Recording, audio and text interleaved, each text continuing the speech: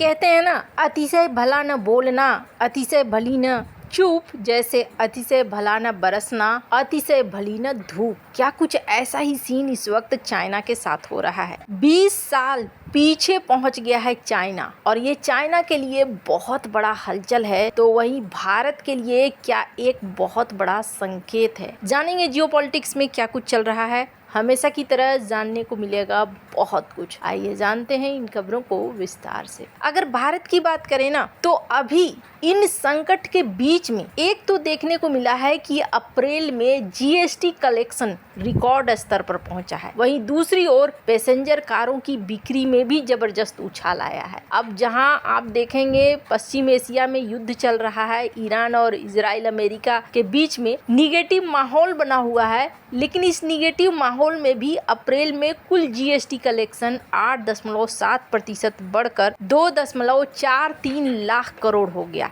जो पिछले साल अप्रैल में जमा हुए 2.37 लाख करोड़ से ज्यादा है। माना जा रहा है कि कार कंपनियों ने अप्रैल में घरेलू बाजार में कम से कम 4,45,000 कारें बेची है, और ये पिछले साल इसी महीने में बेची गई 3,56,000 से 25% की बढ़ोतरी है। ये इस वक्त भारत का असर है। भारत पर अगर देखें तो इस युद्ध का बहुत ज़्यादा असर नहीं पड़ रहा है। हाँ, कहाँ पड़ रहा है। कमर्शियल कुकिंग गैस की कीमतें ऊंची हो रही है, इनपुट सप्लाई से जुड़ी दिक्कतें आ रही हैं, ग्लोबल मार्केट में कमजोर मांग जैसी चुनौती देखने को मिल रही है, लेकिन यहाँ भारत का कलेक्शन अब बढ़ता जा रहा है। तो ये एक संकेत है कि भारत की इकोनॉमी का जो बेस है वो बेस अभी बना हुआ है। भारत में घरेलू मांग डिमांड बना हुआ है, और यहाँ पर कई बड़े दिग्गज, जैसे स्क्रीन पर आर्टिकल देखिए, जापान और सिंगापुर $multi-billion के इन्वेस्टमेंट गुजरात में कर रहे हैं। स्टेट की इकोनॉमी, देश की इकोनॉमी, इन सब में बेहतरी होगी। इससे मैन्युफैक्चरिंग, टूरिज्म सेक्टर में फायदा होगा। यहाँ तक भारत की इकोनॉमी इस वक्त इस तरीके की उम्मीद दे रही है दुनिया को कि यूक्रेन, इसके राजदूत क्या कह रहे हैं। इसके राजदूत कहते हैं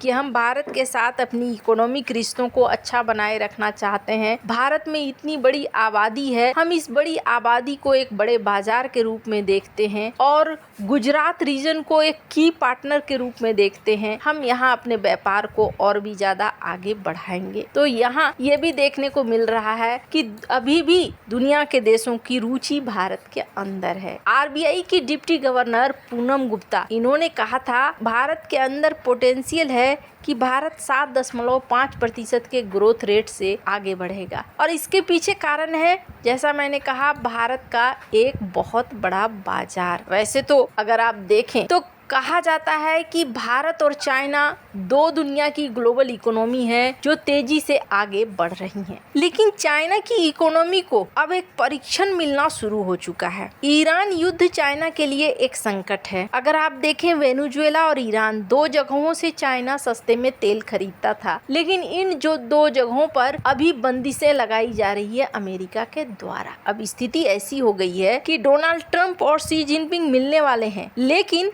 यहाँ कहा जा रहा है कि किसी तरीके का चाइनीज इन्वेस्टमेंट अमेरिका में नहीं होगा। तो फिर बातचीत क्या चीज के लिए होगी, और क्या चाहेगा चाइना से? अमेरिका चाहेगा कि रेयर अर्थ मटेरियल के सेक्टर में तुम हमारी मदद करो, तुमने जो बंदिशें लगा रखी है उन बंदिशों को हटा लो। इससे ज्यादा वो कुछ नहीं चाहेगा। खैर, अब ये मीटिंग होगी तो तय होगा, लेकिन इसी बीच ये भी देखने को मिलता है कि घरेलू डिमांड किस तरीके से मुसीबतों को कम कर सकता है और किस तरीके से मुसीबतों को बढ़ा सकता है। चाइना के अंदर अभी एक ऐतिहासिक पतन हुआ है, जिसके बाद कहा जा रहा है कि 20 साल पीछे चला गया है चाइना, और चाइना इस सोच में पड़ गया है कि अब हम वापस रिकवरी कैसे करें। अब मामला क्या है, और ये मामला छोटा नहीं है, ये मामला बहुत बड़ा है। ये है प्रॉपर्टी सेक्टर। अब जरा सोचिए, अभी अगर कोई आपको कहे कि आपने जो प्रॉपर्टी आज खरीदी है कुछ समय बाद ये 20 साल पुराने दाम पर मिलेगी, तो फिर आपकी हालत क्या होगी। इतना सारा पैसा आज के हिसाब से आप लगा चुके हैं, और दाम गिरकर 20 साल पहले वाले दाम में पहुंच जाता है।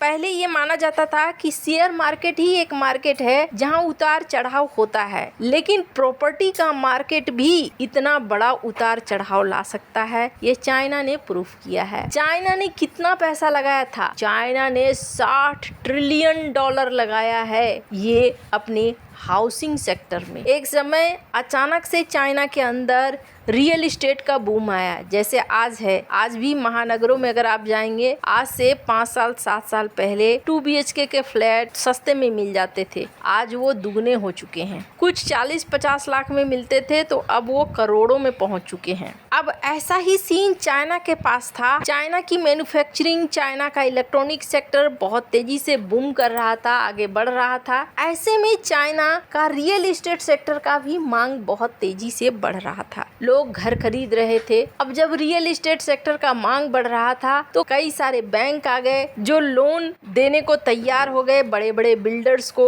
बड़े बड़े बिल्डर्स ने खूब पैसा उठाया बैंकों से और रियल एस्टेट में झोंकना शुरू कर दिया। फिर आया कोरोना काल, उसके बाद बहुत सारे लोगों की जॉब गई, लॉकडाउन लगा, लोगों ने फिर पैसे का महत्व समझना शुरू कर दिया। अब ऐसा हो गया है कि लोग प्रॉपर्टी खरीद नहीं रहे हैं। यहाँ पर खरीदने वालों की संख्या बहुत कम हो गई है। स्क्रीन पर कुछ तस्वीरें देख रहे हैं, इन्हें आज के डेट में कहा जाता है घोस्ट सिटी। बड़े बड़े शहर बने हुए हैं, बिल्डर्स ने बना रखे हैं, लेकिन उसमें रहने वाले कोई नहीं है और ये बिल्डिंग धीरे धीरे क्षय होती जा रही है, खत्म होती जा रही है। मतलब इसे खरीदने वाले अब नहीं दिख रहे हैं। ऐसे में क्या हुआ है, चाइना का प्रॉपर्टी प्राइस 20 साल पहले पहुंच चुका है। यानी जो पुराना 2005 के आसपास में जो रेट था, उसी रेट के आसपास पहुंच चुका है। और ये चाइना की इकोनॉमी के लिए सबसे बड़ा झटका है, क्योंकि एक ऐसे स्टेज पर पहुंच चुका है जहां से रिकवर कर पाना आसान नहीं होने वाला है। और ये पैसे जो लगे वो डूब गए बैंकों के, तो इससे सीधे सीधे बैंक भी प्रभावित हुआ। और बैंक से पैसे लेने में कंपनियों ने भी कई फ्रॉड किए। स्क्रीन पर आप एक आर्टिकल देख सकते हैं BBC का। तो यहाँ अभी चाइना के लिए ये बड़ी मुसीबत है। हालांकि भारत को भी एक चेतावनी दी जा रही है और कहा जा रहा है कि अगला भारत के साथ भी ऐसा हो सकता है। अगर AI का बूम बहुत ज्यादा हुआ, नौकरियां लोगों के हाथों से गई, तो हो सकता है महानगरों से फिर से